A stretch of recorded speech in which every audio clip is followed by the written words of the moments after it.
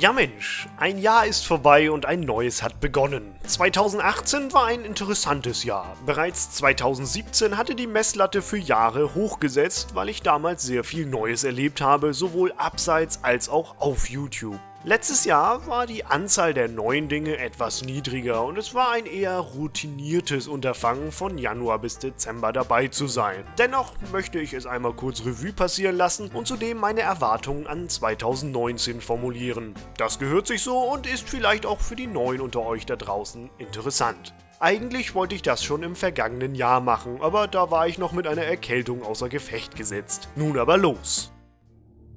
Hello, O'Brien. Is that you?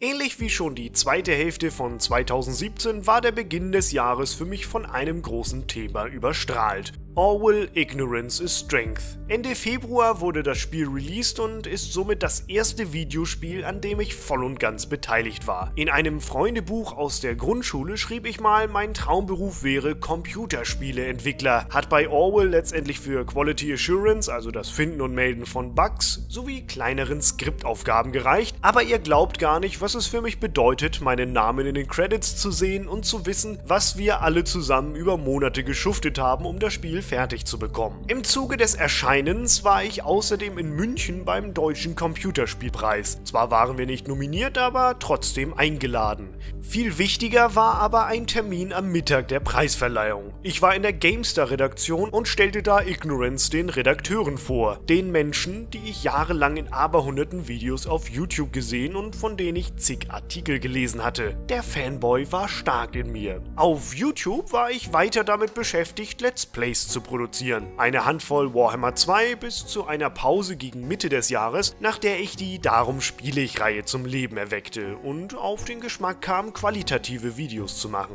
Aber nur für kurz. Danach überkam mich ein schierer Rausch von Let's Play Fieber. So viel Spaß an Aufnahmen hatte ich lange nicht mehr und im Handumdrehen 30 bis 40 Parts für Medieval 2 und Third Age vorproduziert, die dann in sehr regelmäßigen Abständen erschienen sind. Das hätte sicher munter so weitergehen können, wenn ich nicht durch YouTube auf einen komischen Kanal gestoßen wäre. Rome Total War. It's good to be home.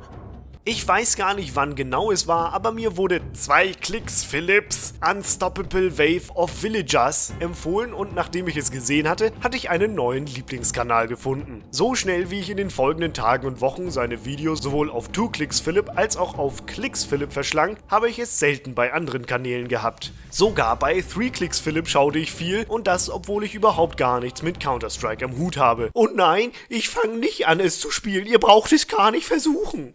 Seine Total War Videos waren für mich das Maß der Dinge und in mir reifte die Idee, dass ich das doch auch mal versuchen könnte. Gedacht, getan. Ihr glaubt gar nicht, wie schnell ich die Kampagne spielte und das Skript geschrieben hatte. Bestimmt mit 60 km/h würde ich sagen. Also ganz schön schnell. Mein Wunsch war es, dass Philipp es sich einmal anschauen würde, vielleicht einen Like oder einen Kommentar dalassen würde und ich wäre zufrieden gewesen. Doch um das zu gewährleisten, wollte ich ihm Untertitel zur Verfügung stellen. Also arbeitete ich sicher einen Tag daran, das gesamte Skript zu übersetzen und schickte ihm das Video inklusive Untertitel auf Twitter. Als ich dann eine Nachricht von ihm in meinem Postfach hatte, in der er vorschlug, dass ich das Video nochmal auf Englisch einsprechen könnte, damit seine Zuschauer es auch genießen konnten, war ich komplett aus dem Häuschen. Er nahm sich daraufhin sehr viel Zeit, um mir bei einer einwandfreien Übersetzung zu helfen, sowie um an Gags zu feilen, die im Englischen besser kämen. Außerdem sprach er meinen Kriegsgott ein. Rolf, I urge you to reconsider.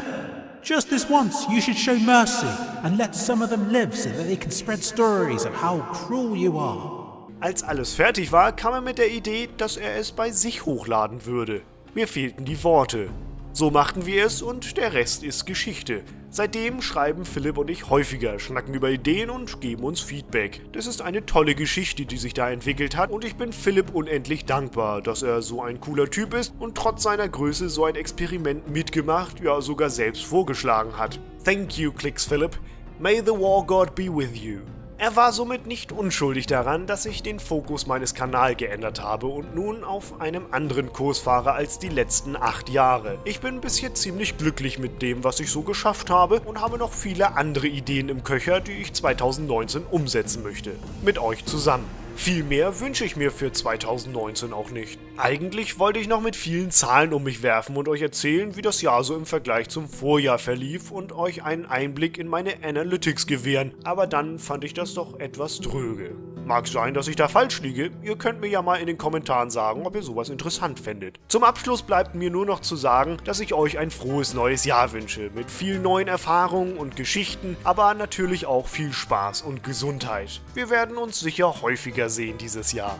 Ach und, ihr fragt euch sicher, wie es mit Rolf weitergeht. Ich kann euch nur so viel sagen. Die Kampagne dafür ist gespielt und bot viel Stoff, den ich nun noch zu einer vernünftigen Geschichte verweben muss. Das sollte in den nächsten Wochen geschehen. Was glaubt ihr, wird mit Rolf passieren? Bis denn!